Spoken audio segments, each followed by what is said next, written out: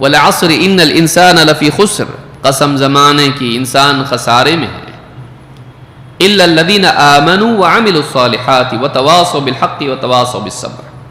4 چیزیں بتائیں. قسم زمانے کی انسان خسارے میں ہے، لیکن وہ لوگ جو ایمان لائے، نیک اعمال کرتے رہے، ایک دوسرے کو حق کی وصیت کرتے رہے، ایک دوسرے کو صبر کی وصیت کرتے رہے، یہ خسارے میں نہیں ہے. ان کے علاوہ باقی سب خسارے میں ہے.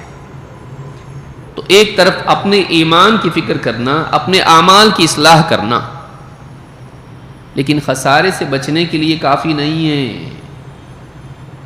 خسارے سے بچنے کے لیے آگے اور 2 چیزیں رہ جاتی ہیں،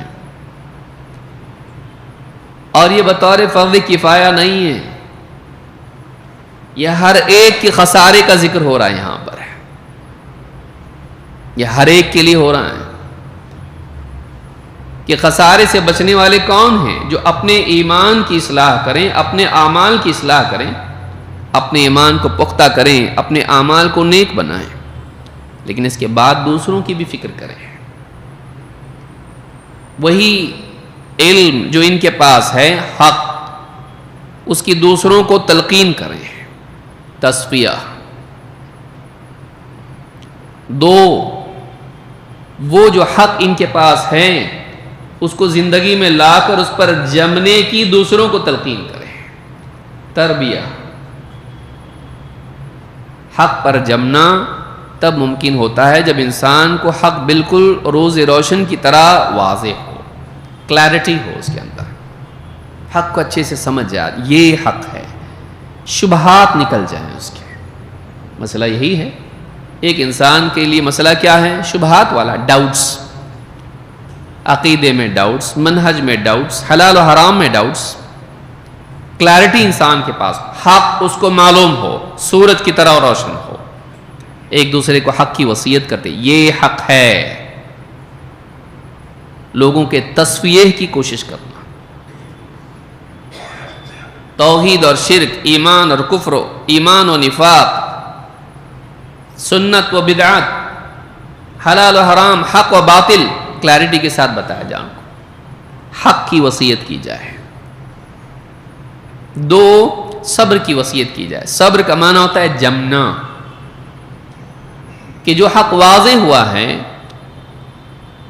سمجھ میں بعض اوقات آ جاتا ہے، لیکن حق اندر آتا ہے، حق پر ہم آ نہیں پاتے. معلوم تو ہو جاتا ہے صحیح کیا ہے، 5 وقت کی نماز فرض ہے، معلوم ہو گیا، حق واضح ہو گیا، یہ حلال ہے یہ حرام ہے، معلوم ہو گیا، لیکن انسان کی زندگی اس پر ٹک نہیں پاتی ہے.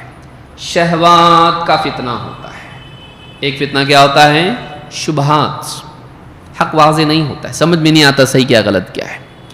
لیکن دوسرا مسئلہ انسان کا یہ ہے کہ سمجھ میں تو آتا ہے لیکن انسان اس پر جم نہیں پاتا ہے. میں سچ بولنے کی کوشش کرتا ہوں لیکن پھر جھوٹ نکل جاتا ہے. میں امانت کی حفاظت کرتا ہوں، خیانت ہو جاتی ہے. میں اپنے آپ کو قابو میں رکھتا ہوں لیکن گالی نکل جاتی ہے. میں لوگوں پر ظلم نہیں کرنا چاہتا لیکن غصہ آ جاتا ہے. میں کوشش کرتا ہوں نمازوں کی پابندی کروں، سستی ہو جاتی ہے. میں کوشش کرتا ہوں اچھے اخلاق پر قائم رہوں لیکن مجھ سے بد اخلاقی ہو جاتی ہے.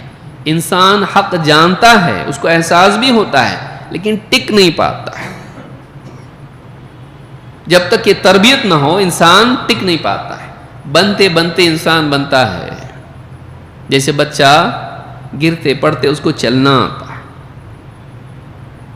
انسان کو تربیت کی ضرورت ہوتی ہے، تقویت کی ضرورت ہوتی ہے. ایمان میں قوت آتی ہے تو اعمال میں صلاح اور بھلائی آتی ہے. آخرت کا یقین، اللہ کا خوف، نیکیوں پر احتساب، جنت کا شوق، موت کی یاد، عبرت لینا، زندگی کی قلت کا احساس، اعمال کی عظمت، فضائل، برائیوں کی وعید، یہ ساری چیزیں جب انسان کے سامنے آتی ہیں پھر اچھا اسوہ اس کو ملتا ہے، اچھا ماحول اس کو ملتا ہے، وہ اچھا بنتا، اچھے لوگوں کے ساتھ رہتا ہے، اچھے لوگوں کو دیکھتا ہے، حوصلہ بڑھتا ہے، اس کو عمل کرنے کا شوق پیدا ہوتا ہے، عمل سے عمل پیدا ہوتا ہے، نیک لوگوں کے درمیان رہ کر ان کے آداب، ان کے اخلاق، ان کی زندگی سے وہ متاثر ہوتا ہے، ویسا بنتا ہے۔ یہ صبر ہے۔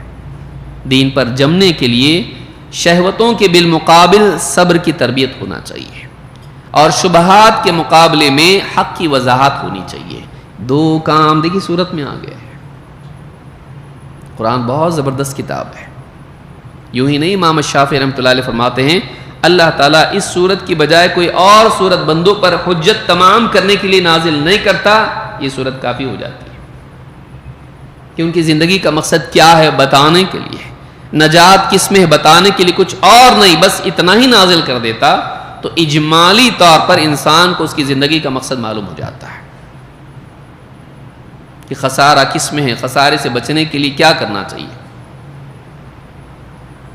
لو ما انزل اللہ حجۃ علی خلقہ الا هذه السورۃ لکفتھم، اللہ تعالیٰ اگر اس صورت کے سوا اور کوئی صورت بندوں پر حجت تمام کرنے کے لیے نازل نہیں کرتا، یہ ایک صورت کافی ہو جاتی ہے۔ بہت زبردست صورت ہے۔ ابن کثیر رحمۃ اللہ علیہ فرماتے ہیں صحابہ ایک دوسرے سے ملتے تو جدا ہونے سے پہلے اس صورت کی تلقین کرتے ہیں۔ یہ بہت زبردست صورت ہے۔